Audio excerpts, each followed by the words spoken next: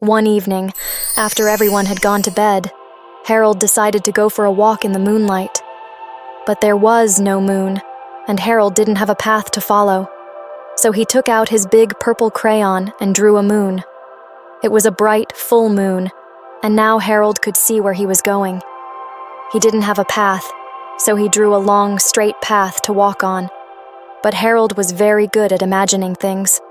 After walking for a while, he thought it would be more fun if the path wasn't so straight. So he drew a path that curved and looped and twisted. But then Harold began to wonder where the path would take him. He decided to explore a little more. He drew a forest, but he didn't want to get lost, so he only drew one tree. It was an apple tree. The apples looked so delicious that Harold thought he'd like to eat one.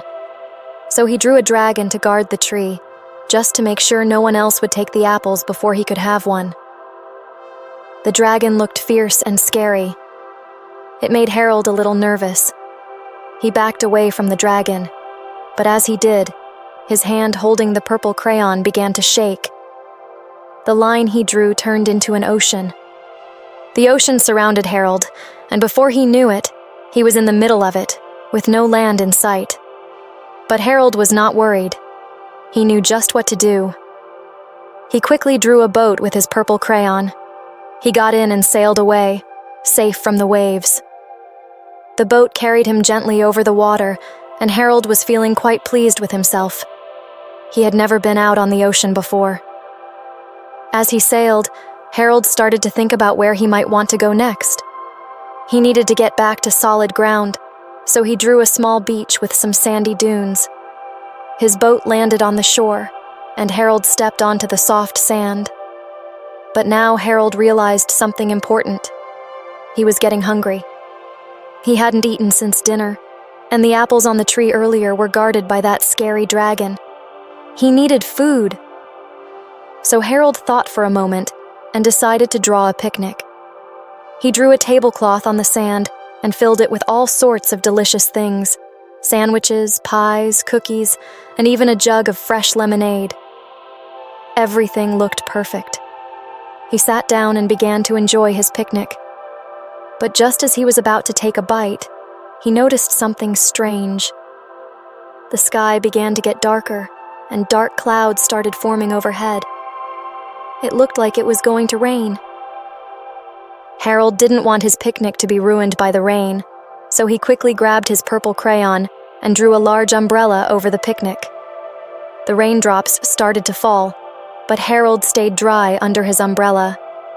As he sat there, listening to the rain gently tapping the umbrella, Harold thought it might be fun to explore the rainy weather. So, after finishing his meal, he drew a pair of rain boots and a raincoat. With his boots on and coat buttoned up, Harold stepped out into the rain. He splashed through puddles and followed the trail of raindrops until he came to a big river. The river was flowing quickly because of all the rain, and Harold thought it looked like a good place for an adventure. To cross the river, Harold drew a sturdy bridge. He walked over it carefully, looking down at the rushing water below. Once he reached the other side, he felt a great sense of excitement. He had crossed the river and didn't know where he was going next.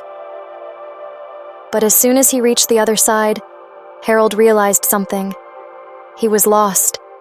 He had drawn so many things and gone so many places, but now he didn't know where home was. Harold stood on the other side of the river, looking around. He didn't see anything familiar, but Harold wasn't scared. He had his trusty purple crayon with him. All he had to do was draw his way back home. First, he thought he should draw something to help him find his way. So he drew a tall mountain.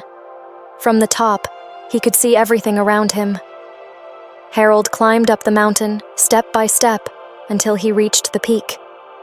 Once he was at the top, Harold looked far into the distance. He could see the path he had drawn earlier, the apple tree guarded by the dragon, and the ocean he had sailed across. But he still couldn't see his house. Harold decided he needed to go higher to get a better view. So, with his purple crayon, he drew a hot air balloon. It floated up into the sky, carrying Harold high above the mountain. Now, from up there, Harold could see everything clearly. At last, he spotted something that made him smile. It was his window. His house was far away, but Harold could see it shining in the moonlight. Feeling excited, Harold quickly drew a line from the hot air balloon back to the ground. Then he drew himself a road, a simple, straight road that would take him right home. Harold gently floated down in his hot air balloon, and when he touched the ground, he began walking along the road he had drawn. The road stretched on ahead, leading him back toward his house. Harold felt happy knowing he was finally on his way home. But as he walked, Harold noticed that the moon he had drawn earlier was beginning to fade. It wasn't shining as brightly as before. Without the moon, the road was starting to get darker. Harold didn't want to get lost in the dark, so he drew more light. He drew stars, hundreds of sparkling stars, to brighten the sky. Now the road was clear again, and Harold could see his way. He walked for a while longer, passing by all the things he had drawn earlier: the river, the forest with its single tree, and even the picnic site. But Harold wasn't distracted. He kept walking, determined to reach home. Finally, after a long journey, Harold saw his house up ahead. It was just like he remembered it, quiet and cozy. But before he could go inside, Harold realized there was one last thing he needed to do. He hadn't drawn a window in his room. Without a window, he couldn't see the moon from his bed. So, Harold took his purple crayon and drew a window on the side of his house, with the big full moon shining brightly through it. Satisfied, Harold climbed through the window and into his room. He got into bed and pulled the covers up. With the moonlight shining softly through the window he had drawn, Harold felt safe and warm. And then, at last, Harold fell asleep, still holding his purple crayon tightly in his hand.